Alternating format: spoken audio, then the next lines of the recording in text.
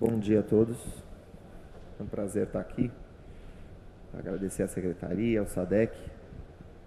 É um prazer também estar na companhia de grandes poetas. E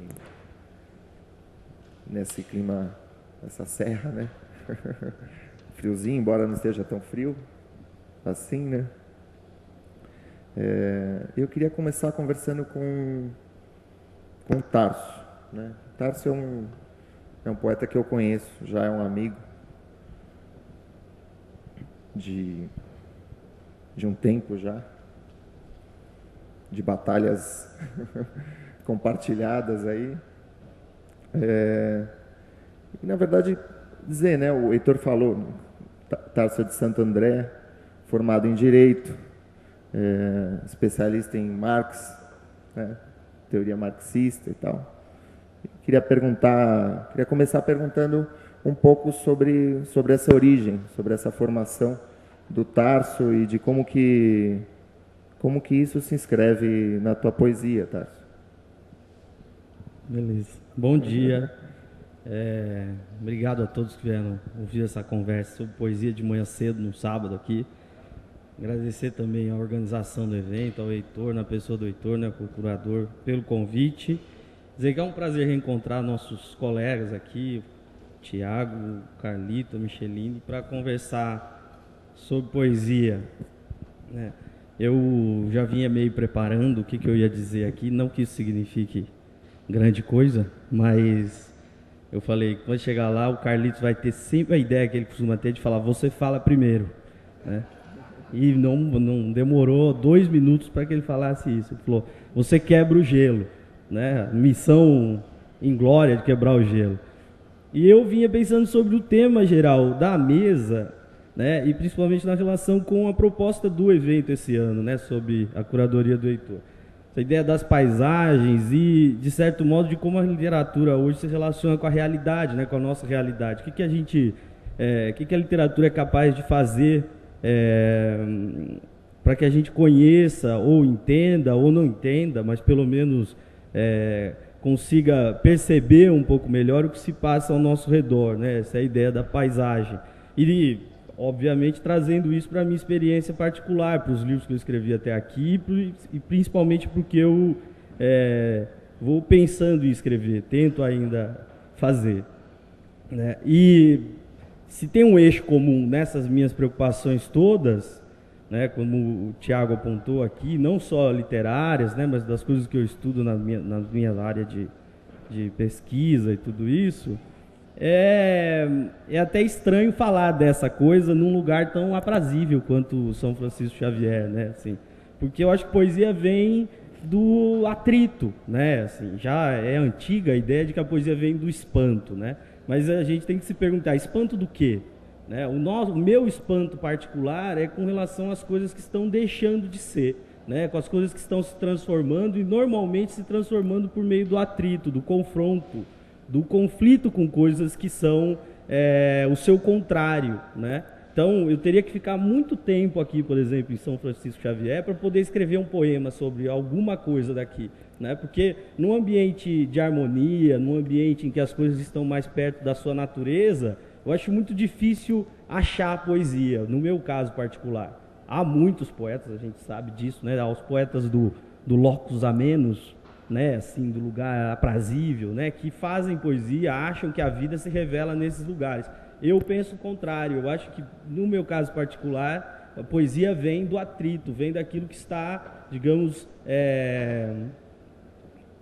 se desfazendo, de certo modo, né? E não é um se desfazer pela passagem do tempo sem a colaboração do homem, sem a intromissão do homem, ou seja, esse se desfazer, né, essa ideia de ruína que o Tiago vinha apontando aqui nas minhas preocupações, né?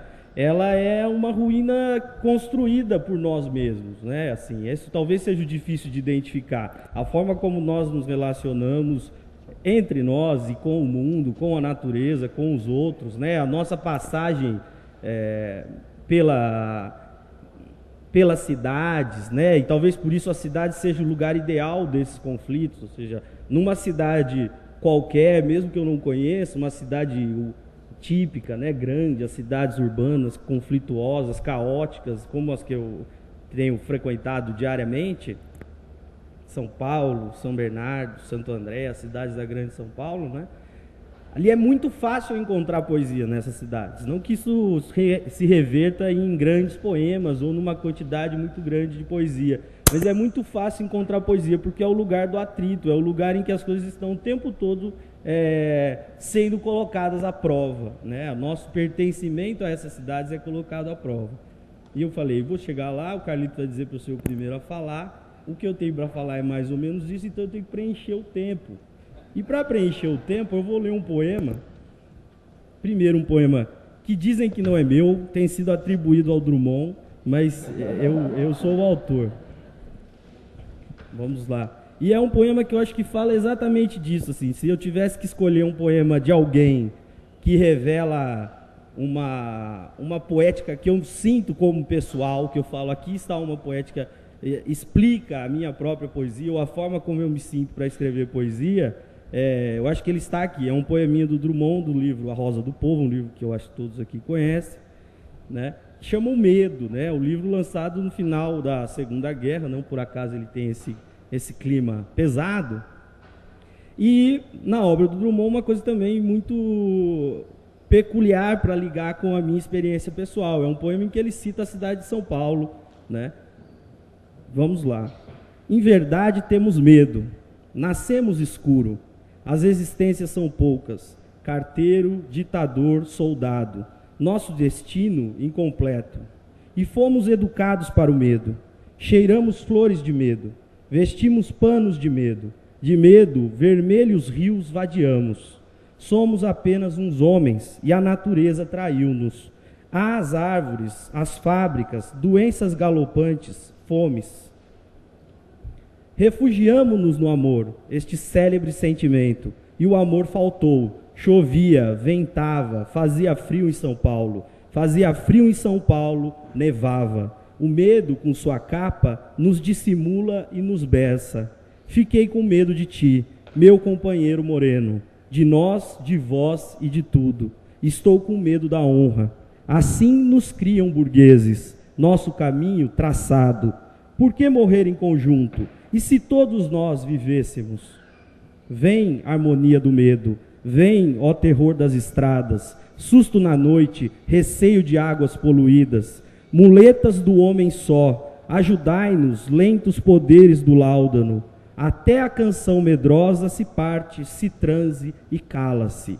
Faremos casas de medo, duros tijolos de medo, medrosos caules, repuxos, ruas só de medo e calma. E com asas de prudência, com resplendores covardes, atingiremos o cimo de nossa cauta subida. O medo, com sua física, tanto produz carcereiros, edifícios, escritores. Este poema, outras vidas. Tenhamos o maior pavor, os mais velhos compreendem. O medo cristalizou-os, estátuas sábias, adeus.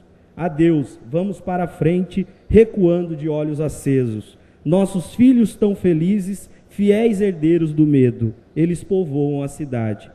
Depois da cidade, o mundo. Depois do mundo, as estrelas, dançando o baile do medo. Esse poema que eu escrevi foi atribuído ao Drummond. Me parece assim, me atormenta há muitos e muitos anos, né? Assim, leio, releio e acho que está quase tudo aqui, né? E numa ocasião como essa em que a gente conversa de poesia, qual é a função dele, que eu espero que já tenha sido atingida? Que vocês estejam agora com uma espécie de hipnotismo por conta do Drummond. Aí eu leio os meus poemas e eles passam desapercebidos, né? Então eu vou contando com isso. Vou só ler alguns poemas em que eu tento mostrar como é que isso dialoga, né? Se a gente pode identificar alguns tratamentos disso que eu falei, dessa ideia de uma degradação, né? De um mundo em degradação, e que dali que salta a faísca do poema. E eu vou ler alguns poemas curtos em que eu trabalho com essa ideia aqui. Eu vou pedir ajuda porque com duas mãos, você me diz o número aqui que está aqui, ó, 12, 17. Nossa, olha aqui, ó, tava na página. Eu ia ler esse poema. Ah, é? Você vai ler o poema, que bom. Esse livro, gente, chama Caderno Inquieto, do Tarso. Ele publicou no ano passado e eu fiquei extremamente espantado com o livro. Foi um livro assim que me espantou muito. Escrevi para o Tarso na época e eu acho que não à toa o livro agora é finalista do Prêmio Portugal Telecom, né? Tá entre os finalistas aí. E eu ia ler justamente o poema que ele vai começar a ler agora, que se chama Paisagem com Vozes, e que eu acho que dialoga com a nossa temática de procurar as origens também, né? Bom, então... Vamos lá.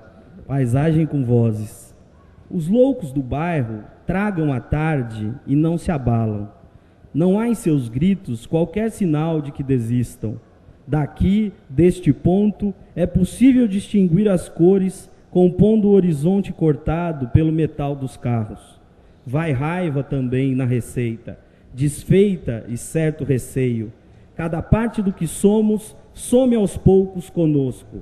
Baças no tapete, as crianças espalham sorrisos na porção do território que ainda não perdemos.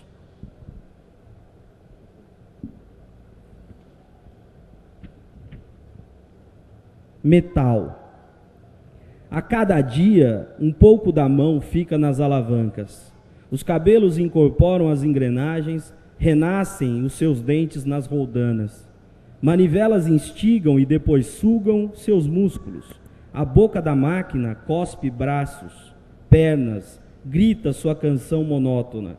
O suor lubrifica as polias, ferve os sucos do parafuso. Ideias agora são de aço, o sonho mora no alumínio. O dia todo se consome nessa troca, gasta a vida, em breve vai cruzar a cidade, desfeita em 100 cavalos, em brasa, trocada por 1.500 cilindradas.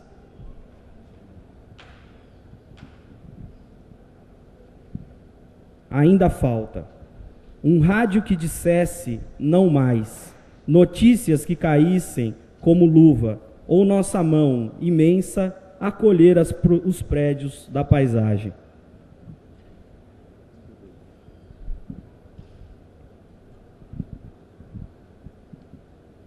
Enquanto às traças, aos ratos, às feras, é que se entrega, atroz talvez, este sonho. Alguém diz que amar tem um preço, que querer custa caro. O amor guarda os corpos na geladeira e escorre gota a gota, dia a dia, fibra a fibra, entre os dedos que já não podem mais deter sua queda e dissolução.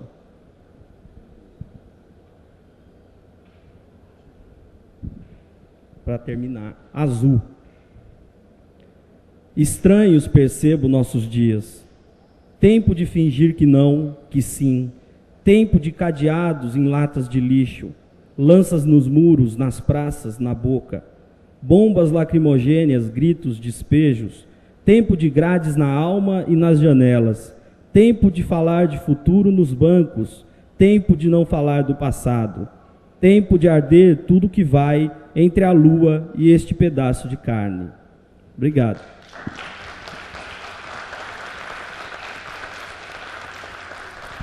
Obrigado, Tarso.